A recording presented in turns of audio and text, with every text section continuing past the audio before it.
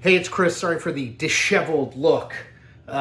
This is my Sunday outfit, and I was not expecting Ron DeSantis to drop out of the presidential race, at least not on Sunday afternoon. I was expecting him to drop out at some point. Okay, so first of all, I'm going to have a sort of longer takeout on the DeSantis campaign, which I think is one of the worst, if not the worst, in modern primary presidential history on my Substack, which is just substack.chrissaliza.com tomorrow, Monday. So stay tuned for that. But I wanted to get online and talk a little bit about what this changes now that DeSantis is out of the race.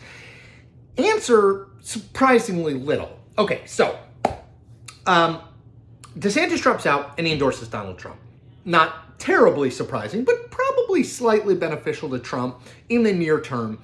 It looks like the party is coalescing behind him. There were two polls out today, Sunday, that showed him up by 11 and 16, I think, in New Hampshire. And, I think not great news for Nikki Haley. What this really says is that on Tuesday, if Nikki Haley does not win the New Hampshire primary, this race is over. Over. I know Nikki Haley is going to think about staying in until South Carolina. I just don't see how she does that. It's now a one-on-one race. If Trump wins the first two, he's already ahead by 30 points over her in South Carolina. And I think the reality of the situation is, if Trump wins New Hampshire, he then wins the Nevada caucuses, which aren't really contested, on February 8th. We wait a month until February 24th for the South Carolina primary.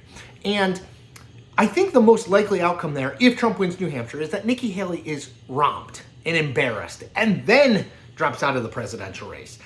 I just don't see that she's going to want to do that, right? I think that if she loses New Hampshire, which is a state that the electorate, because independents can vote, the electorate is much more favorable toward her than South Carolina and Super Tuesday states will be. If she can't win that state, she can't win her home state, I don't see how she continues in the race. I think she's got to keep an eye on the future, 2028, even if she's not in the running for Trump's VP.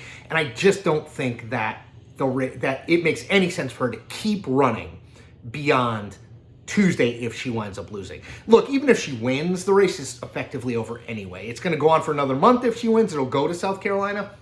But I would expect Trump would win there. I think Trump is well positioned to win on Super Tuesday. Donald Trump is going to be the Republican nominee. I have been saying this to anyone and everyone and writing this as much as I can, and I will continue to do so. There's just no reason to suspect he is not going to be the nominee. The DeSantis thing, expected, even if it wasn't expected on a Sunday afternoon, still expected that he would drop out, expected that he would endorse Trump. This is all sort of going to form. There really has never been a serious primary race here. This was always Donald Trump's coronation, not really a campaign, and it's coming true. So watch Tuesday. If Nikki Haley loses, race is over. Make sure to check out chrissaliza.substack.com on Monday for more analysis of just how bad, and it was really bad, the DeSantis campaign was.